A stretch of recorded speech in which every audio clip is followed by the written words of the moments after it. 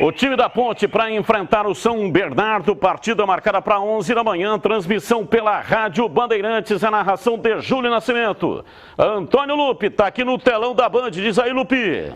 Provável time da Ponte Preta, Batistão, porque até porque a gente não tem acesso às atividades, mas provavelmente o Gilson Kleina vai manter a mesma formação do jogo contra o Novo Horizontino, apenas com uma dúvida. Então, até aproveitando a arte na tela, no gol Igor Vinhas, a dúvida no time na lateral direita se vai o Kevin ou o Norberto. O Kevin foi muito bem contra o Novo Horizontino. Na zaga, Fábio Sanches e Fabrício. E na lateral esquerda, o Guilherme Santos. No meio-campo, a presença do Leonaldi, do Matheus Jesus e Fecim. No ataque, Luca, Niltinho e também o Pedro Júnior. E aí, Júlio Nascimento, você que vai narrar essa partida, esse time da Macaca que está aí na tela da Band, está bem montado para vencer o São Bernardo? Olha, Batista, acho que o Kleina acerta, né, em dar sequência à estrutura do que funcionou contra o Novo Horizontino, né? Inclusive o Márcio Zanardi, que é o técnico do São Bernardo, ele falou isso na coletiva, que ele espera uma Ponte Preta agressiva, ofensiva, que esse jogo apoiado que o Kleina se referiu ao jogo de quarta-feira seja repetido no final de semana. Eu acho que o caminho é esse. E olho no Luca, né, que está vivendo uma fase iluminada. O Luca já começando com o pé direito, aí 3 gols em 3 jogos. É um número muito positivo para esse jogador que foi contratado para ser o protagonista, principalmente depois da saída do Moisés, né, Batista? E tem a imagem aqui, ó, a delegação da Ponte deixando o estádio Moisés Lucarelli em direção a São Bernardo do Campo.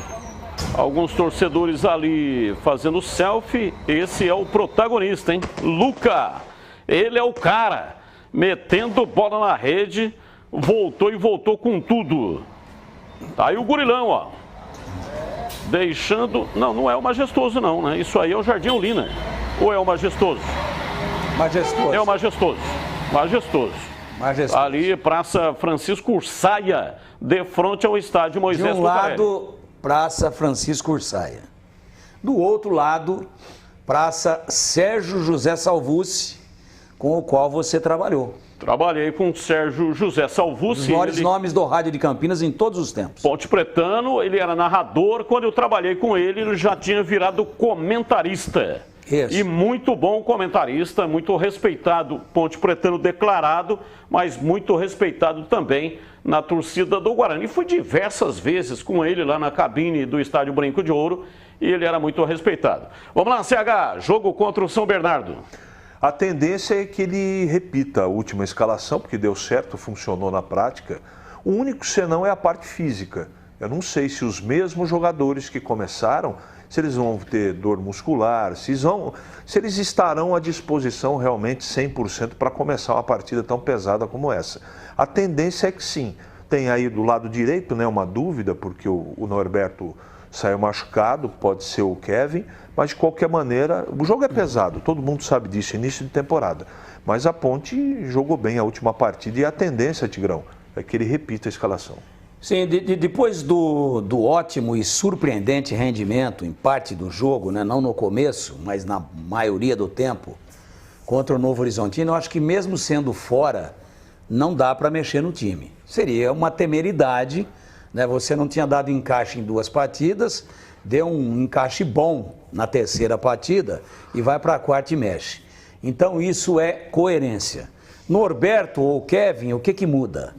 Norberto marca melhor e Kevin apoia mais.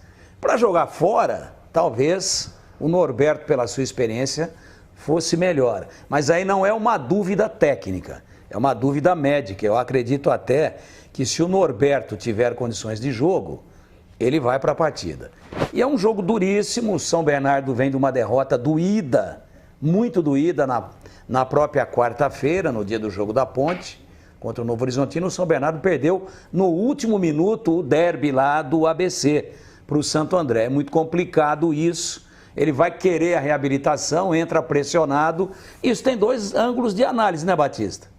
Pode ser ruim, porque entra muito pilhado, e pode ser bom, porque entra pilhado demais. Valeu, Lupe. Grande abraço. Muito obrigado. Não tira ele ainda, Batista. Você prometeu, pô. Eu não queria que você o repreendesse no ar e publicamente, porque isso pode caracterizar um assédio moral. Mas que você pelo menos solicitasse a ele, Lupe, para parar de dar relaxo e fazer barba quando ele está escalado para o programa. Olha como é que ele veio. Olha lá.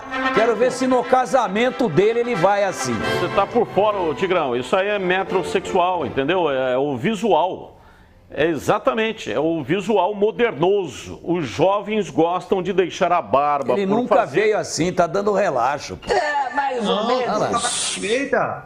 Olha lá, tá feita a barba. Então a Gillette estava vencida. Pô. É que o Tigrão é do século passado. A então Gillette estava vencida. Essas modernidades. Vou mandar um aparelhinho novo aí pra você com lâminas novas. Que você passou, só alisou, mas não cortou, cara. Tá feio isso daí. Pô, vem mais caprichadinho, vem mais bonitinho. Não é porque você já arrumou. A máquina 2 no cabelo, entendeu? Não é pra ficar totalmente careca, é pra deixar uns pelinhos. Não, mas barba não é assim, não. É porque ele já... Valeu, Lupe, grande abraço. Ele já arrumou esposa, agora ele já tá dando relaxo. Tigrão, infelizmente não dá, cara. Não tem jeito. Eu sei que você quer mais, mas não quero, nós temos o programa aqui, tem que rolar. Então,